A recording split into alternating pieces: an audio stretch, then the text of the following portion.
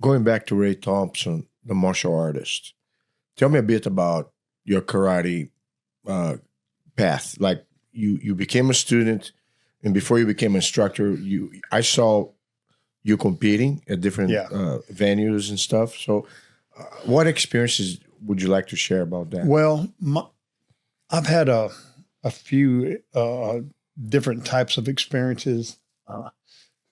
Some in competition, some. I mean, back in the day, dojo wars were not uncommon. Had guys come from other dojos, want to test you. Really? Yeah. And there was one instance, I won't mention any names, but there was a guy came to our dojo. We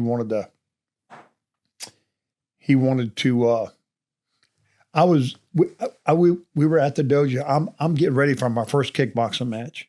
I fought my first kickboxing match in 1977. So it was pre that. This guy came to our dojo, and I'm getting ready for this kickboxing match. I'm training, I'm training, and we didn't know anything about kickboxing. It was a karate guy going to fight in a kickboxing match against another karate guy. Neither one of us, I mean, it's back in the day, neither one of us were that good at kickboxing, but we were going to give it a go. Anyway, there's this guy came to our dojo, and he decided he wanted to fight. He was in the front of the dojo. I remember like it happened yesterday. He was in front of the dojo talking to our instructor. Me and my instructor, we had just competing in a tournament the weekend before, a karate tournament, and he had injured his knee. He twisted his knee during the tournament, and so he's on a cane. It was like Monday or Tuesday right after the tournament, and he's standing on a cane. These two guys came in the front door wanting to fight. They were some Taekwondo guys. So they came in, they wanted to do some sparring. So I see my instructor in the front of the dojo talking to the guys, and I saw my instructor look back, pointed back at me, because I'm in the back, loosening it up, stretching out. And the two guys in the front looked back on me, and I saw them shake their head, yeah. So my instructor came back and asked me, hey, these guys want to do some sparring. You want to spar with them? I said, sure, why not? So my instructor asked the guys, what kind of rules you want to go by? The guy said, I just want to fight. I'm like, okay, I didn't know what was going on. I wasn't even a black belt at the time. I was, I don't know, a brown belt or something. Excuse me. So my instructor said, okay, well, I guess we can do that. I'm like, I'm game. I'm a brown belt. What do I know? I'm down for anything. So my instructor asked the guy, what kind of gear do y'all use? He said, we don't use gear. My instructor said, okay, well, I said, well, I'm going to use some pads. I had some little pads, first generation karate sparring pads. They weighed about 2 ounces. So, instructor bowed us in. The guy was considerate enough to bow anyway. So he started sparring, and this guy started slamming. I've never been hit so hard with a side kick and a roundhouse kick in my life. I'm like, oh man, these guys spar hard. I wasn't sure exactly what was going on. So I'm out there sparring with the guy, and I would throw something, and I would get it close. I wouldn't hit him, but I hit him a little bit. And then he hit me with a side kick so hard, he knocked me into the wall. The dojo we were at, the walls were cement block covered over with stucco. That's on the inside of the building. Oof. He bounced me off that wall so hard that it put a raspberry. It knocked the hide off my hip, my shoulder, and my knee. Smoked me into that wall. He hit me with about 3 or 4 rapid fire side kicks to the body. I'm blocking them. I'm eating them. It was rough. Of course, I wasn't going to whimper and whine about it. I didn't want anybody to think I was a sissy.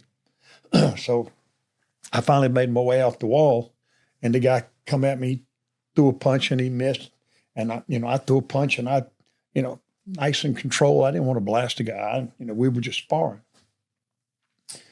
I knew the guy was serious when he grabbed me by my gi and headbutted me. I'm thinking, okay, this guy's not playing. I was lucky enough to turn my head to where it wasn't skull to face, it was skull to skull. So, and I thought then, oh my goodness, this guy's for real. So I backed up a little bit. He came at me, and I hit him with my good old classic ridge hand. It came out of, and it was, the guy wasn't accustomed to being hit in the face with a hand, because, most Taekwondo guys, they'll kick your head off, but they don't punch each other in the face. They can, but they just typically don't. Well, once he headbutted me, the rules changed for me. So he came at me. I smoked him with a ridge hand, put him to sleep. Boom, laid him out flat right there on the mat. And then, of course, they gathered each other up and on they went. But the dojo awards back in the day, it was, and he disappeared as he was leaving. He said, "We're coming back. We're coming back." Of course, thank goodness he didn't, and they never came back. Supposedly, he was like one of the top guys in that school, in their Taekwondo school. So, fast forward, this was, like I said, this is back in the mid to late 70s. Fast forward, I moved.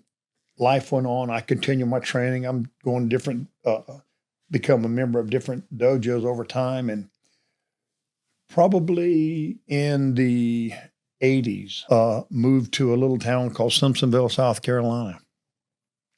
I'm living life. I'm working. I'm raising kids. Opened me a little dojo there in Simpsonville. This was back in early 80s, 83-ish, 84-ish. I had heard through the grapevine that this guy, I knew the guy's name. I eventually learned who the guy was, that he lived and had a business in Simpsonville, where I had recently moved to. I'm like, oh my goodness. So I kind of went about my ways, never saw the guy, but heard he had a business at such place. So I decided I'm just going to man up and go and talk to him and ask him why, that situation happened. When I walked in his business, I saw him in the back, excuse me, I saw him in the back of the room and recognized him immediately. Because you don't forget a guy like that who was, he made an impression in my life for sure. So I went in and I started talking to him, and I asked him, I said, what brought that on? He said, well, honestly, apparently my karate teacher was running his mouth saying things about his karate teacher, his Taekwondo teacher, and he wasn't going to have it. He was going to come and he was going to make somebody pay for running their mouth, saying things they shouldn't be saying about his coach, his karate teacher. And knowing my teacher at the time, he was that kind of guy. Mm. He was one of those guys that's going to say things he shouldn't say. Too much. Yeah. And I come to the realization that my karate teacher essentially threw me under the bus. Without you knowing. Yeah. He knew the guy was going to come and get something. So I was a top guy he had at the dojo. So he's, I was the guy that was going to take the whipping. Mm. But thank goodness it turned out. Case, yeah. Thank goodness it turned out, better. But I did take a pounding for a bit. How'd you feel about that after you learned that your coach put you on the spot? That was heartbreaking to think that It was like a betrayal, right? Yeah, it was. I felt violated. Mm-hmm. You know what I mean? Yeah. I thought, he and I were,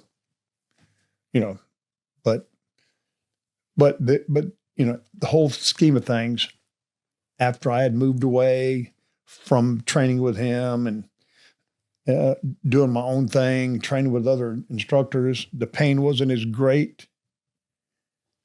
Years down the road, when I finally met the guy that I had to do battle with, and hence the reason I don't want to mention his name, because he and I are buddies today. Mm-hmm. He's a good man. He's a good man. Right. But thank goodness that he was willing to chat with me at the time when I walked in, because the result wasn't what he had planned when he came in. Yeah. To our school to get vengeance, I guess.